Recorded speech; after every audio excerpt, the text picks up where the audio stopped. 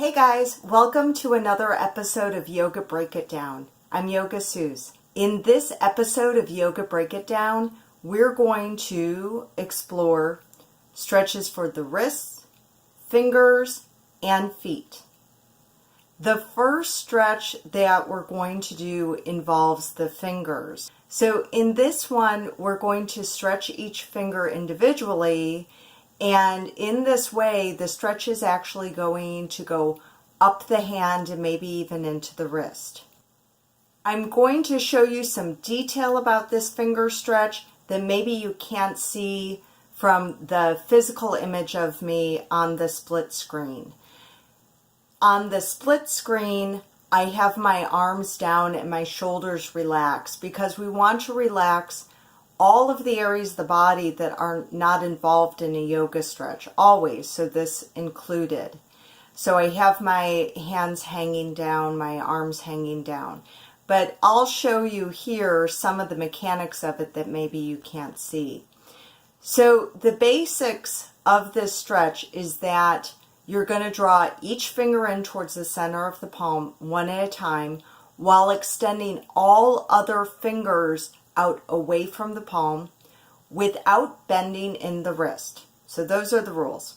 So for instance, if you draw your thumb in towards the center of the palm and then draw the other fingers away, I'm not bending in my wrist and the fingers are extending that way. It doesn't look like they're really going this way very much, but this is extending as much as I can, and it's producing a stretch in this finger and down into the wrist. And so then with all the other fingers, as you draw it in, it's hard to draw it in. It's hard to draw the other fingers in very much, or maybe some of the fingers in very much. So you're going to draw one of them in and then use the thumb as the assistant to give it a little pull in. Again, the other fingers will extend away, and they'll each have different abilities on how much they're able to extend away. My fingers are not all in line.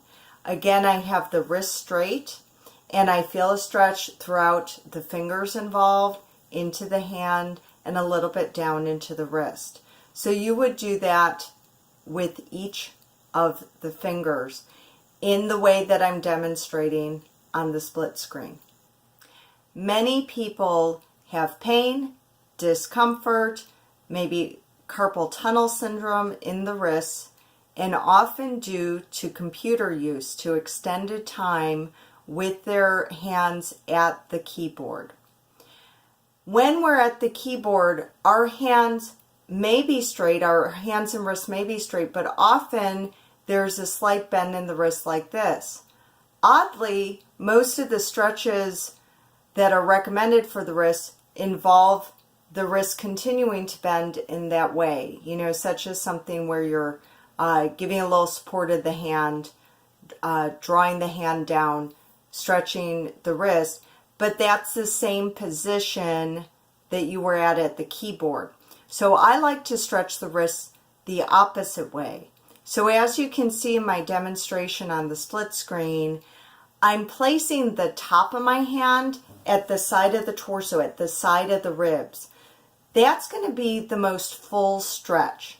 If that is too uncomfortable for you, there's two options that I'm showing demonstrations for. One is get the back of the hand against the rib cage, but instead of letting the shoulders relax, lift the shoulders up. So the more that the shoulders are lifted up, the more weight that's going to take off the hand and the wrist area. The next option is instead of the back of the hand being against the rib cage, you can have this set of knuckles against the rib cage. Same thing, and then you can even decrease that stretch by lifting up in the shoulders. If any of these are too much for you, just like the wrist stretches that you're probably familiar with where we stretch the wrist this way, you can do something similar, just placing your hand in this position and giving a little pressure on the hand. If you press on the fingers, that does nothing because that's just moving the fingers and has no or maybe very little effect on the wrist. So if you're going to apply pressure here, it would be on the hand. Also, you can place both hands together and just sort of hang out here where it's going to be very, very minimal. So this is going to be the alternative if what I'm demonstrating here is too much.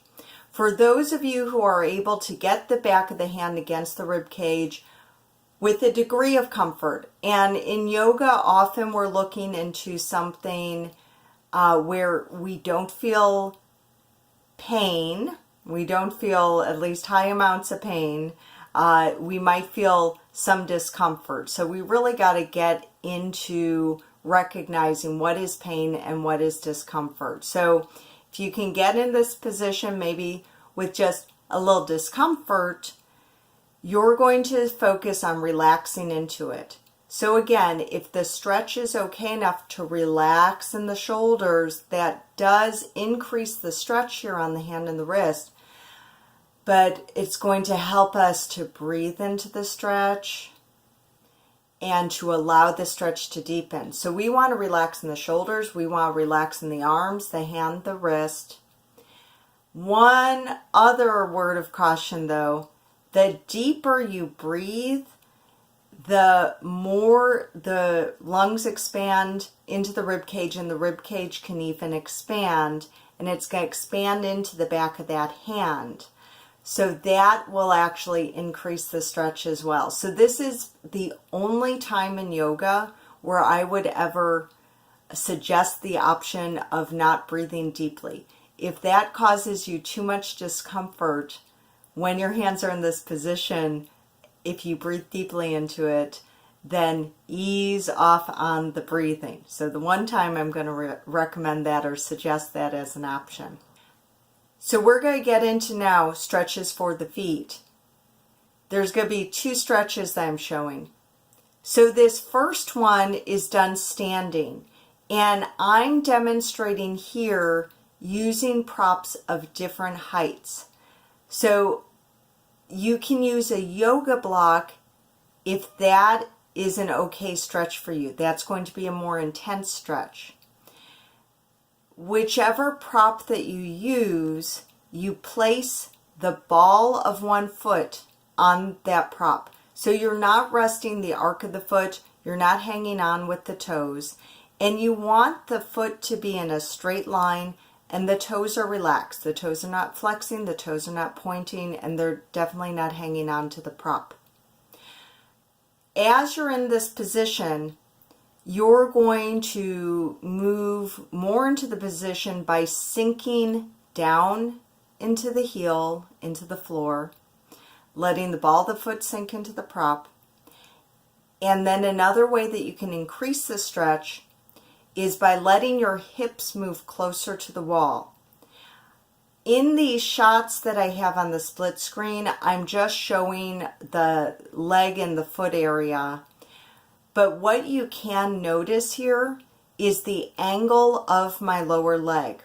So if you see that my lower leg is at an angle back from the heel, that means I've not moved my hips forward, because when you move your hips forward, that brings the leg forward and more straight up over the ankle, over the heel and ankle, which is going to increase the stretch into the foot, but also the calf. So this one is a foot stretch and a calf stretch. So you can customize the stretch by either bringing the hips forward, straightening that leg more, or letting the hips sink back. Another thing that you can't see in this image is that my hands are actually in contact with the wall for support. So feel free to do that as well. I have also demonstrated here trying the stretch with one book on the floor and two books on the floor. So for me, the block was really a challenging stretch. So then I opted to try one book on the floor. And in doing that, that was no stretch at all for me. Perhaps for you it would be just perfect.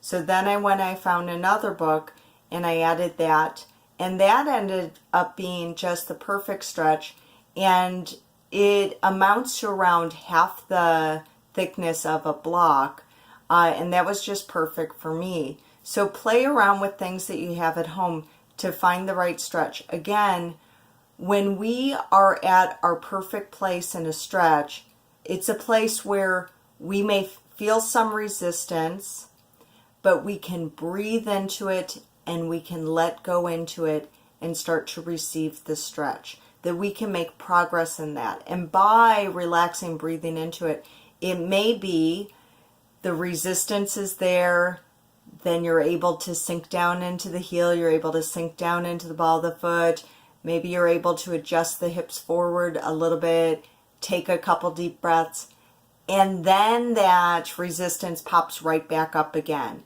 You know, that's how we are in life with any of our goals in life. You know, when we're trying to eat a certain way, you know, we're doing really good eating the foods that we want for 1 day, 2 days, maybe we get 2 days under our belt, and then the donuts come to work and we have a donut day.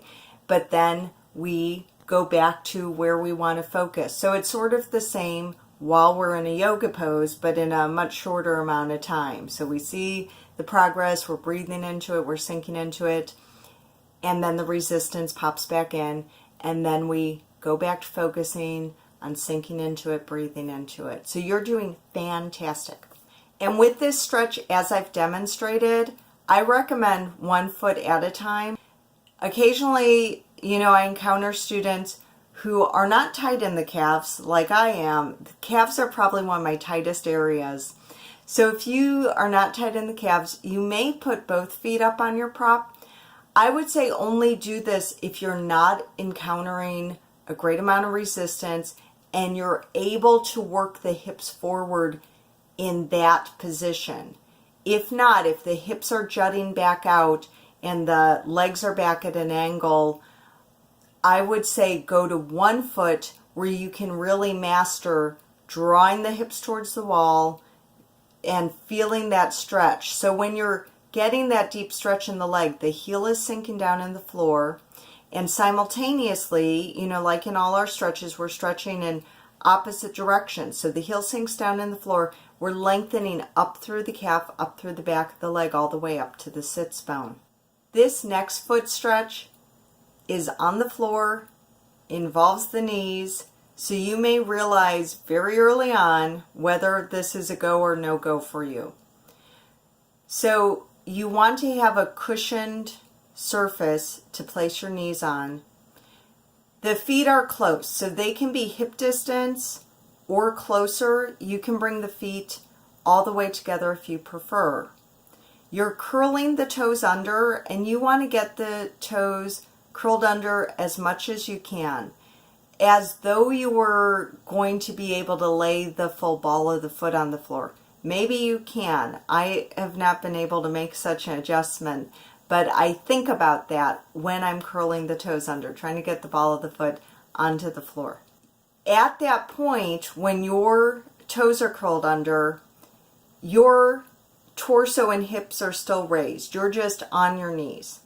If the stretch in the feet is intense right here, hang out here, breathe into it for as long as you're comfortable with it. If you feel like you can progress into this more deeply, you would do so by lowering the hips and pelvis. So you may do that just a little bit, midway, or as I'm demonstrating, you may be able to sit fully on your heels. There's a big difference between having the pelvis off the heels and on. One downside of the in-between situations is you're really using your quads to not fall. So it's really going to work the quads if you're maintaining holding the hips and pelvis sort of midway between fully up and fully lowered. If you are someone who is comfortable sitting fully on the heels, you may consider reaching back and actually massaging your feet with your own hands. Thank you guys for watching this episode of Yoga Break It Down. Please hit the subscribe button and share this video with your friends. Remember that everybody needs yoga. So that means James Comey needs yoga, paleontologists need yoga, farm workers need yoga, and you especially, baby, you need yoga too. I'll see you next time. Bye-bye.